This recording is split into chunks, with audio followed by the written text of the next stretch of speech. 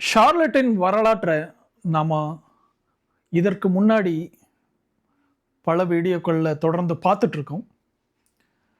ஆனால் இந்த எல்லா வரலாற்றையும் ஒருங்கிணைந்து ஒரு வீடியோவில் பார்க்குறோம் அப்படின்னா அது இந்த வீடியோ தான். இந்த வீடியோ நம்ம எங்கேருந்து ஸ்டார்ட் பண்ண போகிறோம் அப்படின்னா, ஷார்லட் மியூசியம் ஆஃப் ஹிஸ்டரி அப்படிங்கிற ஒரு இடத்துலேருந்து ஸ்டார்ட் பண்ண போகிறோம். அதாவது ஷார்லட்டை பற்றிய வரலாற்று பதிவுகள் நிறைந்த ஒரு அருங்காட்சியகத்திலிருந்து நம்ம பார்க்க போகிறோம். இந்த அருங்காட்சியகம் உண்மையிலேயே பல தகவல்களை தருது. குறிப்பாக பழங்கால ஷார்லட்டை ஒரு சின்ன மினியேச்சர் மாதிரி உள்ளே வச்சுருக்காங்க. அதை பார்த்ததுக்கப்புறம் நம்ம உள்ள பின்னாடி போய் எசக்கையா அலெக்சாண்டர் அப்படிங்கிற முக்கியமான ஒரு நபர், அவர் தான் இந்த ஷார்லட் மெக்லன்பர்க் சுதந்திர பிரகடனத்தை அறிவித்தவர்களில் ஒருவர். அவரும் ஸ்காட்டிஷ் ஐரிஷ் தான். அவருடைய வீடு, பழங்கால வீடு பின்னாடி இருக்கு. அதையும் நம்ம போய் பார்ப்போம். அந்த வீட்டுக்குள்ள இருக்கிற ஒவ்வொரு அமைப்பும், அது ரொம்ப சின்ன வீடு தான், ஆனால் பழைய வீடு. அந்த வீட்டோட அமைப்பு பார்த்தீங்கன்னா மிகவும் பழைய வீடு. அந்த காலத்தில் மக்கள் என்ன மாதிரியான வாழ்க்கை முறையை வாழ்ந்திருக்கிறாங்க, உணவை எப்படி சமைச்சாங்க, கரண்ட் இல்லாதப்போ உணவை எப்படி சமைச்சாங்க, அவங்களோட சமையல் அறை எப்படி இருந்தது, டைனிங் ரூம் எப்படி இருந்தது, பெட்டு எப்படி இருந்தது போன்ற பல்வேறு இன்ட்ரெஸ்டிங்கான ஃபேக்டை நம்ம பார்க்க போகிறோம். ஹீட்டரே இல்லாதப்போ அவங்க எப்படி குளிச்சிருப்பாங்க, தண்ணி எப்படி சூடு பண்ணியிருப்பாங்க அப்படிங்கிறதெல்லாம் ஒரு இன்ட்ரெஸ்டிங்கான ஃபேக்ட். அது இல்லாமல் இவர் பல கருப்பின மக்களை அடிமையாக வச்சு வேலை வாங்கியிருக்காரு. இவர்கள் பிரிட்டிஷ்காரர்களிடமிருந்து சுதந்திரம் அறிவித்து கொண்டது ஒரு பக்கம் இருந்தாலும், அதற்கு முரணாக பல கருப்பின மக்களை தங்களுடைய வீட்டிலும் தன்னுடைய தோட்டத்திலும் அடிமைகளாக வைத்திருப்பது ஒரு ஹிப்போக்ரஸியாகத்தான் தெரிகிறது. மேலும் இவங்களோட வீட்டுக்கு பின்னாடி பார்த்தீங்கன்னா பல தோட்டங்கள் இருக்கு. அதுலேயே அந்த வீட்டிற்கு தேவையான காய்கறிகள், சோப்பு மாதிரியான சில மூலிகைகள், பல்வேறு வகையான தினமும் அன்றாட தேவைக்கு தேவைப்படுற மூலிகைகளை வீட்டிலேயே செஞ்சு வீட்டிலேயே வளர்த்து அதை பயன்படுத்தியிருக்கிறாங்க. ரொம்ப இன்ட்ரெஸ்டிங்காக இருக்குது. இதில் ஒரு கைடு ஒருத்தர் நமக்கு பின்னாடி எக்ஸ்பிளைன் பண்ணுவார், அந்த வீட்டில் எப்படி வாழ்ந்திருக்காங்க, எப்படி அந்த பொருட்களை எல்லாம் பயன்படுத்தியிருக்காங்கன்னு. அது உண்மையிலுமே ஆச்சரியம் அளிக்கிறது, ரொம்ப யூஸ்ஃபுல்லாக இருக்கும். இந்த வீடியோவை மிஸ் பண்ணாமல் கடைசி வரைக்கும் பாருங்கள். இதில் உங்களுக்கு பிடிச்சிருந்ததுன்னா உங்கள் நண்பர்களுக்கு பகிருங்கள். உங்களோட கருத்துக்களை மறக்காமல் எங்களுக்கு கமெண்ட்டாக பதிவு செய்யுங்க. வாங்க வீடியோக்குள்ளே போகலாம்.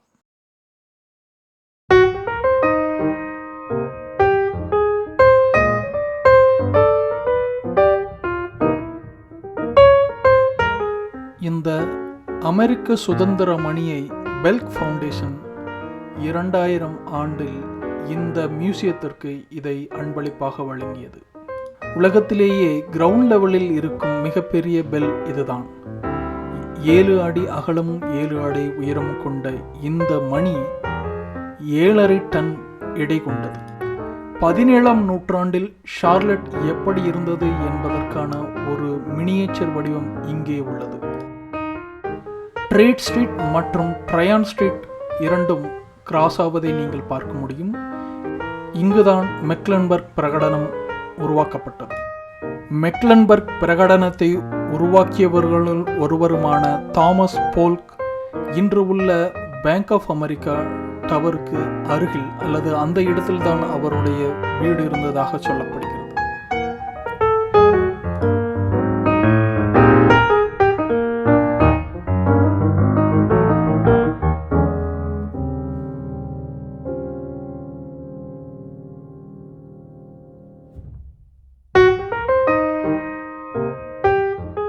ஷார்லட் அப்டவுன் என்று சொல்லப்படுவதற்கான காரணமான இர்வைன் மற்றும் சுகர் கிரீக்கு இடையான மேட்டு பகுதியே இன்றைய அப்டவுன் எனப்படுகிறது.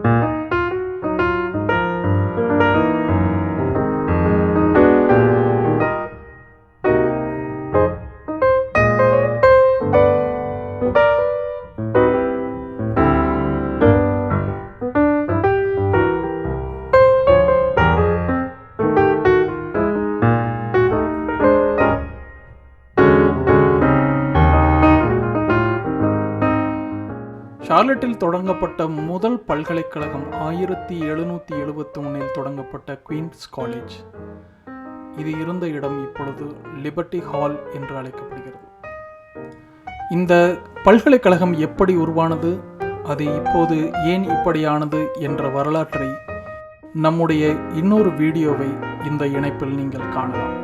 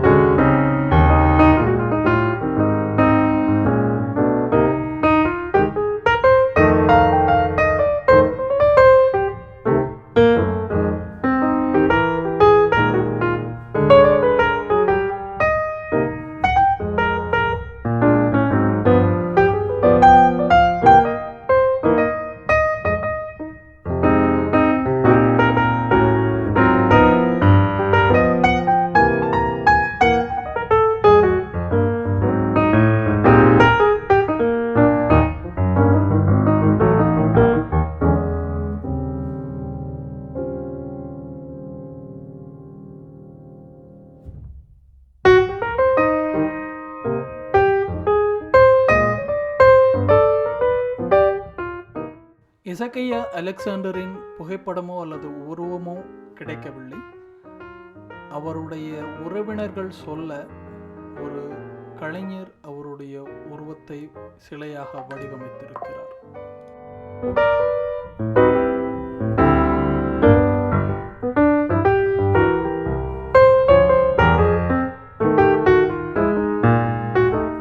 இப்பொழுது அவருடைய பழங்கால வீட்டை நோக்கி நாம் செல்வோம்.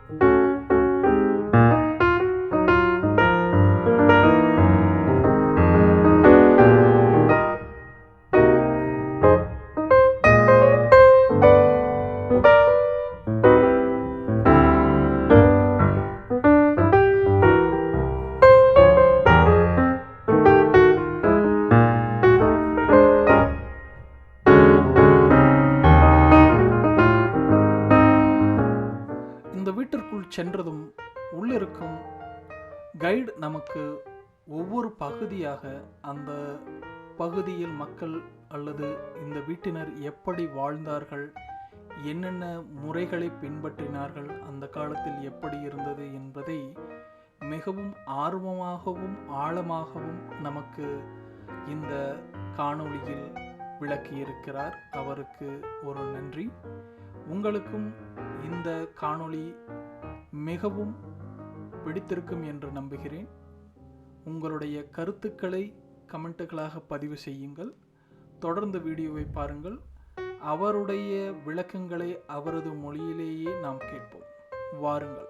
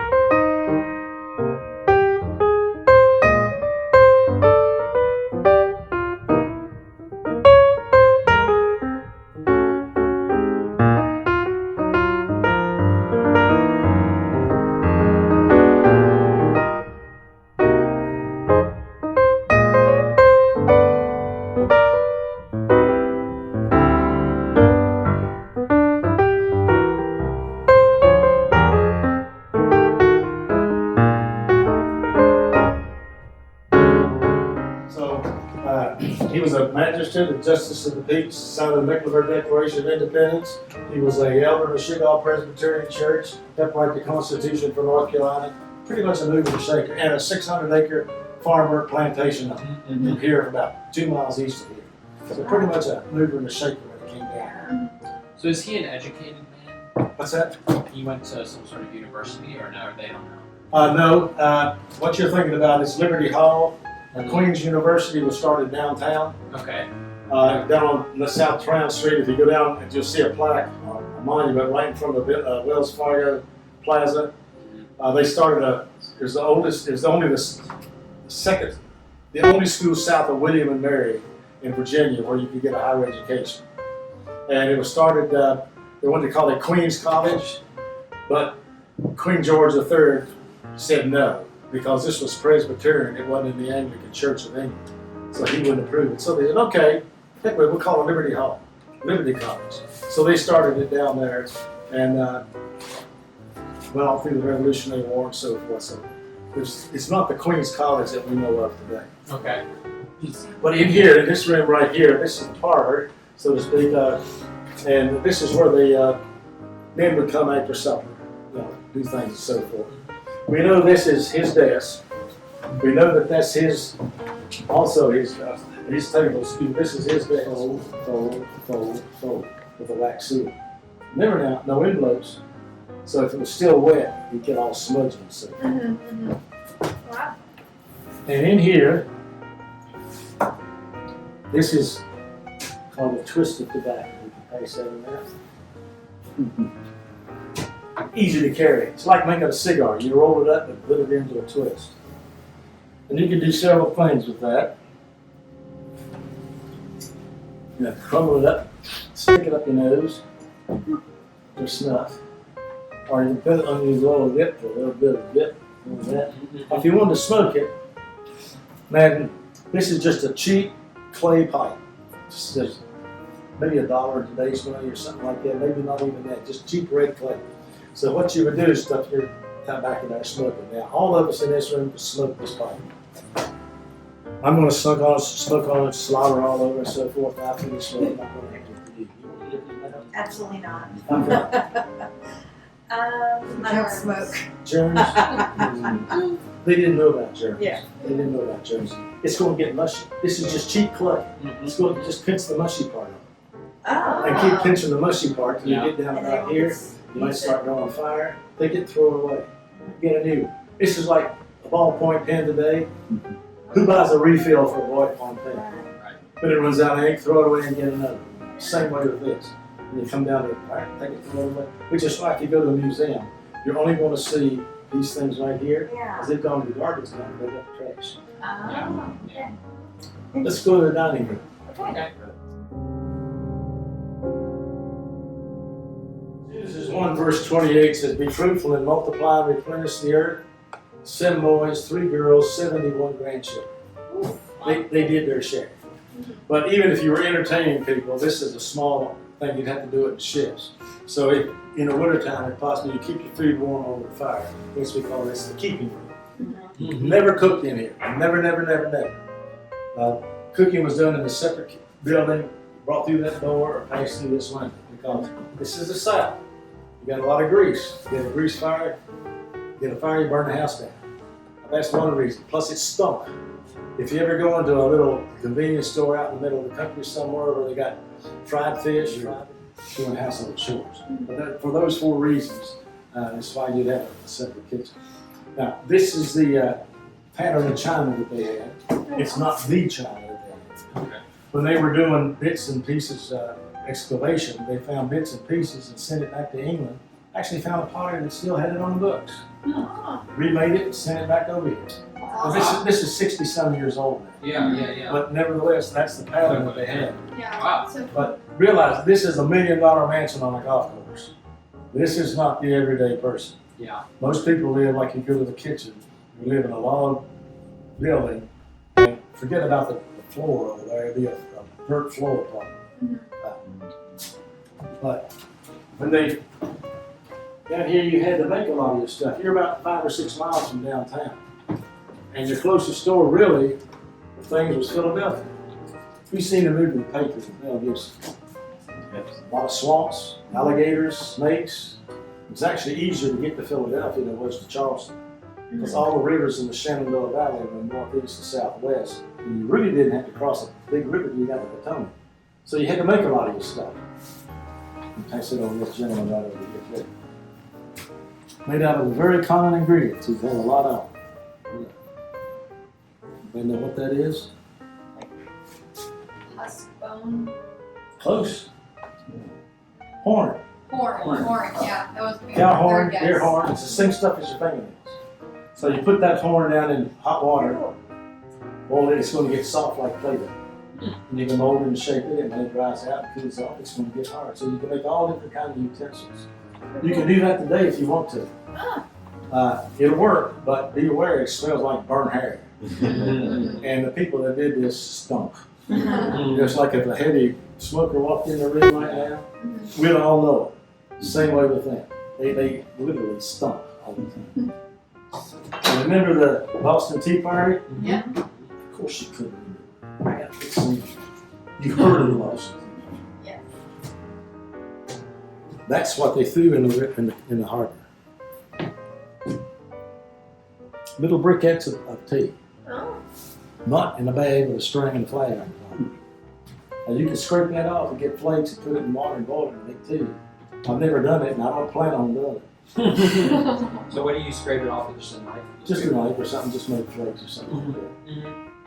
But nevertheless, that's what they threw in the harbor. Oh. I didn't know. What So type of crates tea? of that. Just what? You can also grow gourds. You can do this today. Cut it like that, you got a bowl. Cut the side out, you got a whip. My grandmother lived to be 104, and she had all the modern stuff, but she still liked the gourds. She was born in 1880, so she grew up into this stuff. Wow. Any questions in here? If not, let's go into the master bedroom. Would they, Speaking of doors, there's a canteen. What's that? yeah, would they read this before dinner? That's called the horn book. Mhm. What it is, when you start to boil that horn, you can peel the outer layer just like an onion. Make a, no, I can't do it, I've tried it, but I like to, but I can't. Yeah. And so you flatten it out and it'll get hard and clear. And so for something like this being a horn book, you put your books will hardly come out. This is the frontier. You just tear it out. You can put your waiting lesson or math lesson, something covered with a clear material. You can protect it, covered with horn. Hence, a horn book. Ah, Wow. Seems like they used horn for a lot of different items. Oh yeah, there's a drinking cup. Yeah. So they would have to boil that and form it. I don't know how they did that. 'Cause that one seems I have no idea. probably harder than form. That looks just like, I don't know how they did that. And only, Yeah. how did they sweeten things? Do you know what this is? Sugar. That's a sugar nipper. Most of your sweetening was done with honey and molasses. Mm-hmm. Remember, your sugar would have to come from Charleston to Philadelphia. Yeah. So you buy your sugar in the form of a cone. And remember now, you got to transport this stuff up 500 miles back down here. So let's say you want a little bit of sugar to sweeten something. Go over, nip off a little piece of sugar. Hence, sugar nippers. Wow. wow.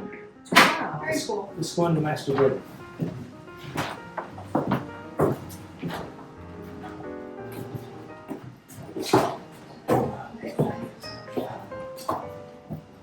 Notice anything about the size of this bed? Super tiny. Baby crib. Or this one. Yeah, it's tiny. It's small. Actually, it's an optical illusion. This panic here makes it look small. The standard double bed mattress is 73 inches long and 53 inches wide. At least the one in my house, that's what it is. And this is 72 by 48. It's very close to a standard double bed mattress. But there were no standards in those days. It's how big is your room and how much lumber do you have? It could be this narrow, this wide, this long, whatever it is. Now, I'm not supposed to touch this one. We have a reproduction upstairs. If you could go up there, you could try it out. They look horrible, but they're really quite comfortable. The baby will stay in the crib with the parents until it outgrew the crib. So the baby might be here for 2 years. Yeah, it was almost And like. again, they weren't living in caves. Yeah. Yeah, that is a nice grip. Paste that around. They had toothbrushes. So Again, is this I made out of bone too? What's Or that? horn? Horn? Is this made out of horn? Nope. Nope.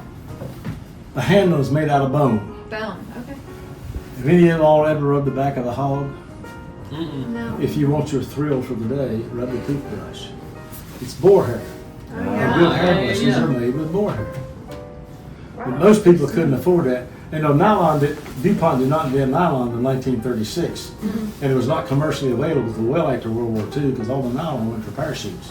So we've only had, about 60 or 70 years of nylon toothbrushes. But those things will last forever. If you want them, VermontCountryStore.com, $14.95 for 30 years. It'll last forever. Very cool. Most people couldn't afford that. Take a twig, crunch it and make a little brush your teeth with the twig. But since Mr. Colgate was about 100 years away from being born, what you would do is go to the fire after it's out and get you a piece of charcoal. What's in a water filter at your house? Charcoal. What does it do? It absorbs germs, even though they didn't know that. It's abrasive, it'll take care of some tartar and plaque and make your teeth pearly white. I mean, do this for a while and shine a light on your teeth and bing, it's just gonna shine like crazy, but it's nasty. I accidentally bit down on a tour one day and I spit the rest of the tour. But I would much rather do that than be like George Washington and have only 3 natural teeth by the time he became president. Yeah. I learned this at Mount Vernon last year. He had 3 false teeth held open with a spring. There was no polygrip. Think of the spring.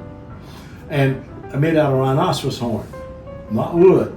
Smoking tobacco and smoking and chewing tobacco turned them brown. So everybody says that. But this is what the docents at Mount Vernon told me. Anyway, have you ever noticed pictures of George Washington? He's got his mouth closed. He only wore his teeth when he ate. And to sit for a portrait took hours. So he didn't have his teeth in. You ever notice a portrait eaten on a dollar bill? Like a very thin lips and they're closed and they're thin. Got one here. All these 50s and 100s. Even on a dollar bill. So George Washington always got his mouth closed. Even as a young man. Because he didn't have any teeth. Because the doctor, you're all here, I can go a little more in detail now. Nobody's following up behind us. The doctor was also the dentist.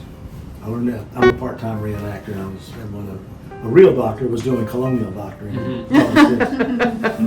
And so he'd have, remember now, no fillings, no root canals, no crowns, no bridges, no nothing, no Novocaine. So let's say you got a toothache, it had to come out. He'd have an instrument sort of like that. He'd go in, dig down and twist to get the tooth good loose. Oh, that sounds awful. Then he'd have a pair of pliers, either needle nose, more like nail clamps, like you're going to pull a nail out of the floor. He would go in, clamp, yank it out. You'd probably passed out by that time. But I would gladly spit Yeah. versus that. But that's, George Washington only had 3 teeth. Hello folks, come right on in. We'll get started over here. Any questions in here? I'll start with these folks out front and we'll go through the whole thing. Now, before you leave, as they said in colonial times, it has been my pleasure to be with you this afternoon. Now, did you notice I put my best foot forward? You did, sir. Gentlemen, when being introduced to a group or a person, should always put their best foot forward. How do you know which foot's your best foot? If you do, put your left foot forward. Whichever Okay. one's your best foot, put it forward. You ladies, if you want to do a little curtsy, that's fine. Not before the queen or anything like that. But if you want to do that, you can. But always put your best foot forward. It will be subconsciously noted. I can guarantee you that. Interesting. I will keep that advice. So we've got some more folks here. Welcome to Hezekiah. Coin money. They had the paper money called the continental. But we had nothing to back it up. The lady got gold and silver to back it up, but they had absolutely nothing to back it up. So the standard currency in those days was a Spanish silver dollar. That's pewter. That's not a real silver dollar. If it was, I wouldn't be doing this. That's probably worth about $400 right now. Anyway, and we used the United States used this all the way into the 1850s. I was still being taught. I've got a textbook at home from one of my ancestors from 1835. It was a handwritten textbook. They were still teaching Unionstown sterling, at least in 1835. But let's say you didn't want to spend $1 for something. So what they did, which is exactly what I just did. So I don't spill these. I split these things every single time I'm doing this. They took that thing and they sawed it up into 8 little pieces. Oh my goodness. That's a piece of 8. Heard the pirates talk about how they are. That's a piece of it, but it's also considered a bit. So when we say something costs a quarter or 2 bits, well, here's 1 bit.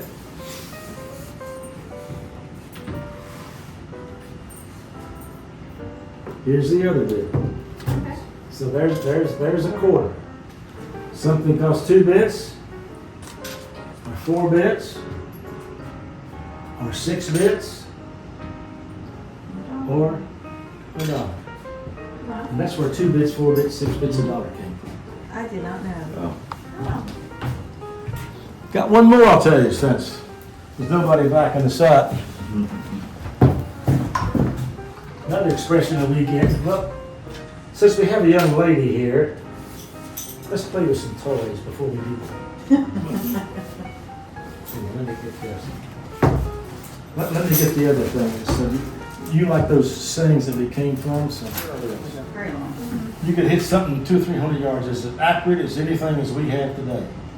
And it's a rifle because it's got grooves in it, makes the bullet spin, gives it great accuracy. And to load this thing, what you have right here, you have a little pan right there. There's a hole. I should have my flashlight here. There's a hole that goes into the main firing chamber. There's your pan, and a little hole that goes into the main firing chamber. So you put your powder right there. Close call a fridge. Close that so it won't drop out. Then you put your remaining powder in here, and they know how much. It'll be a measured amount. Usually, I've seen some of the reenactors that have a deer horn hollowed out, and it fills the deer horn up with that, gives you the right amount. Put your ball on top of it, and you have a ramrod, which is ram the ball down on top of the powder. What you're doing is building a cartridge. And then you pull this all the way back. There's a piece of flint right in here. And when you pull the trigger, you're going to make a spark. The spark would ignite the powder in the pan, go through that little hole and discharge the better. That's why when you see the movies, you go boom. You see a little flash before it goes boom. That's that flash in the pan right there. Now we get several expressions from this. You notice when I was filling this right here, I pulled it halfway back. Because if I'm loading in here and it goes off, I could ruin your day. Just like a lot of people, we don't want them going off half-cocked, which is where that came from. And lots of times, if you notice right here, we'll pull the trigger, we'll get a spark, poof, but nothing happens. You may know some people like that got a big mouth that talk about everything and so forth. When it comes time to doing something real, you can't find them anywhere. Or the American Idol, wins $1 million, makes a record, you never hear from them again. We call them a flash in the pan, which is where that came from. And these are all handmade. It wasn't until about around 1850 in Harpersburg, Virginia, which is now West Virginia, where they started making interchangeable parts. These were all handmade. And for example, this is set up for a right hand. I can't hold it up much because I don't have a rotator cuff. Flash is going to go out that way. I'm left-handed. If I shot this, the flash is going to be right in front of my eyes. This locking mechanism would have to be built over here for me. For me. And the gunsmith was very important in those days. Because let's say your locking mechanism is not working right. Okay, he fix it for you. Or your barrel maybe has lost some good screw, it's not shooting as accurately as you, but he could fix it for you. Or you busted your stock and he could repair it. But if you wanted a complete overhaul of everything, you wanted the lock, stock, and barrel. Which is where that came from. And there's dozens of other expressions that come back from colonial times. Very cool. Grass, and on farm, lots of corn cobs. Has anybody not heard the expression rough as a cob? You haven't heard that? I have not, no. Ooh, Let me put my politically correct hat on. Place up 2 or 3 times. It shoots out roots all over everywhere. But there's one thing you can do after you cut it, dry it, you get a big clump like this. You can scrub your pots and pans like a Brillo pad. It is a break. But it also has another use, equally important.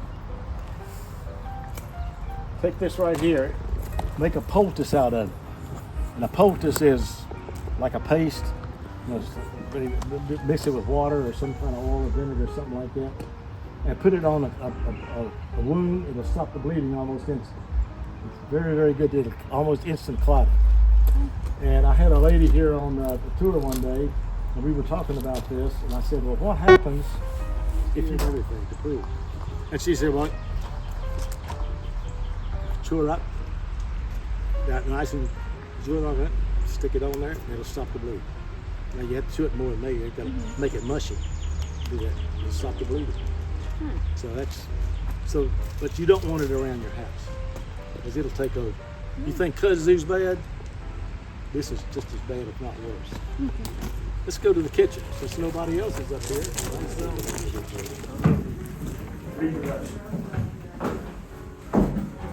Let's see if we got toys. Ooh, it smells like hickory and mashed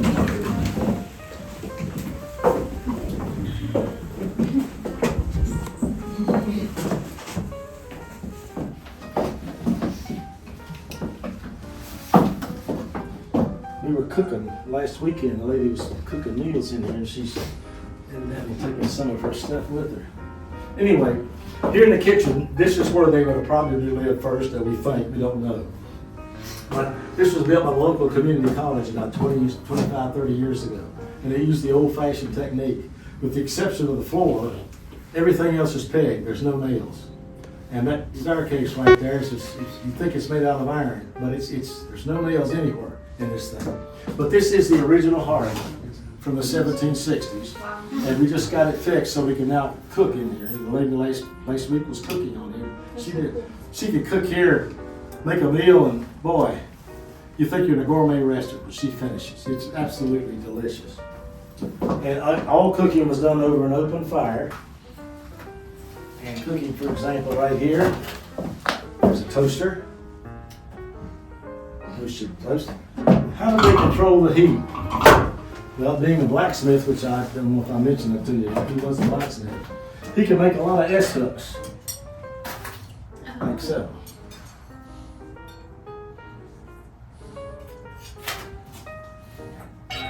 So now imagine you have a pot of stew over the fire. Stews were popular because you could just keep adding water, keep adding meat, vegetables, and so forth. And so right there would be high, medium, low, simmer.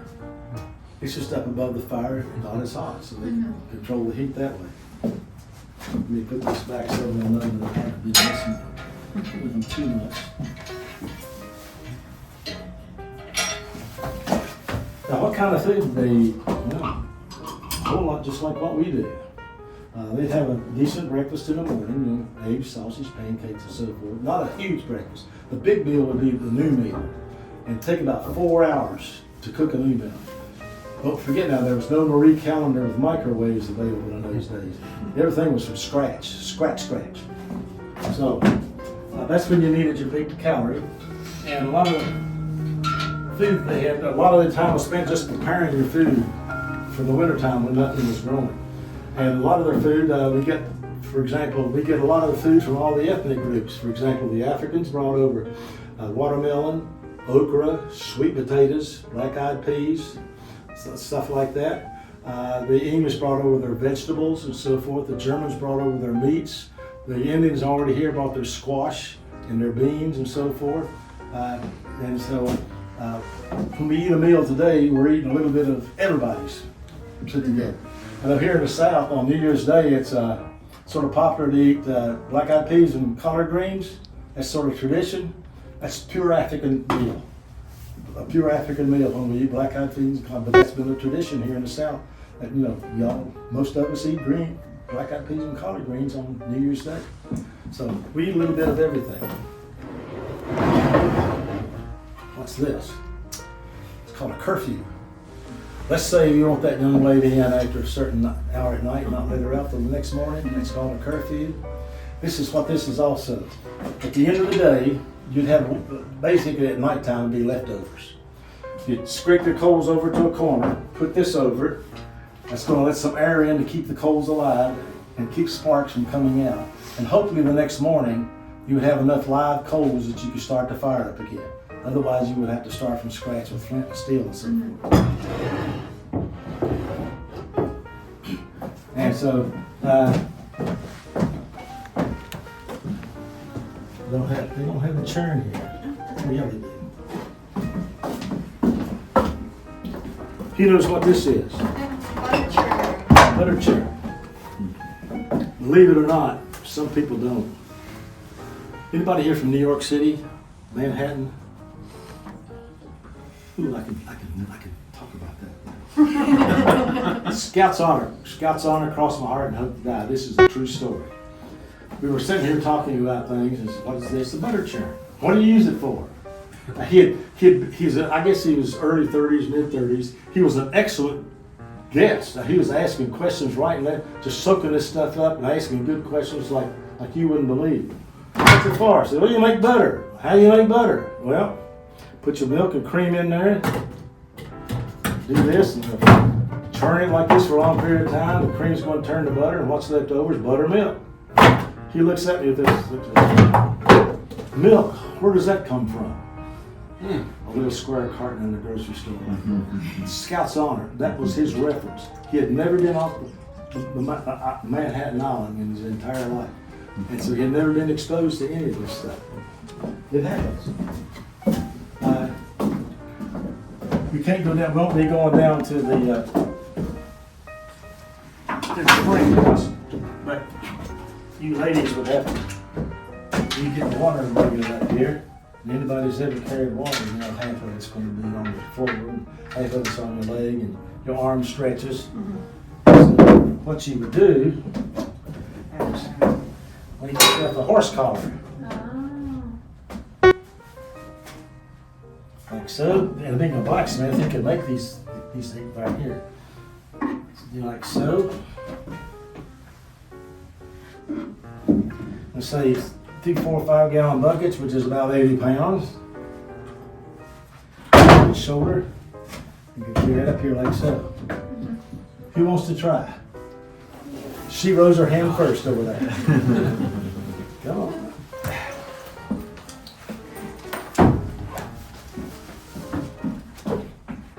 There we go. Not too bad now. What if you had a puncher? Anybody else? But you would be, that's how you would carry stuff. And the men going out in the fields could carry the meals and tools and stuff like that. It's an easy way of carrying things out.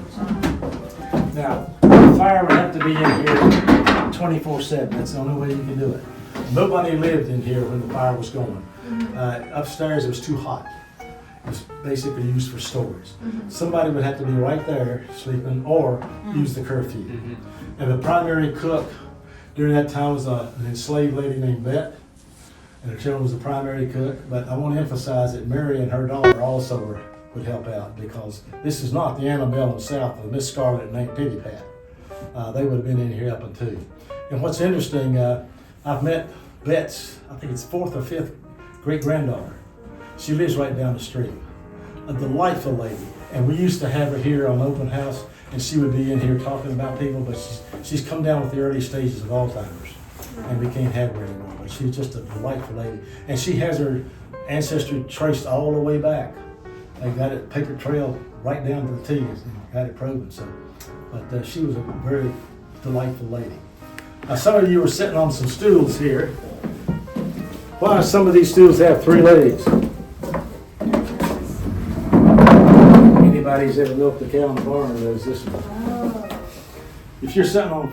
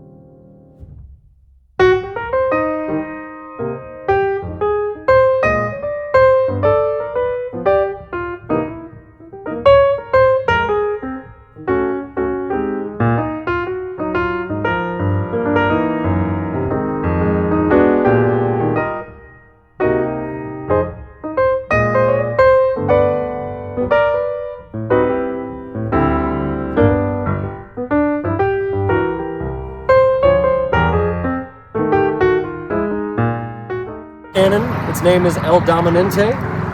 It belonged to the Spanish Armada for the longest time. Has a date on there dating back to the early 1700s when it was first struck and made. It was in Spanish service for over 100 years. We know that it ended up at the Battle of San Juan Hill in the Spanish-American War. Oh, sounds The interesting. late 1800s. Soldiers from Charlotte were involved with that fight and captured this cannon. Oh, So the federal government took it in, processed it, and then sent it here to Charlotte, where it resided at the old Federal Reserve, the Mint, and then eventually a post office in town before it was donated to us, okay. so that we could interpret its history. But one of our oldest pieces here, and is a point of veterans' pride and military pride for this town. Sounds really good. Thank you. You're very welcome.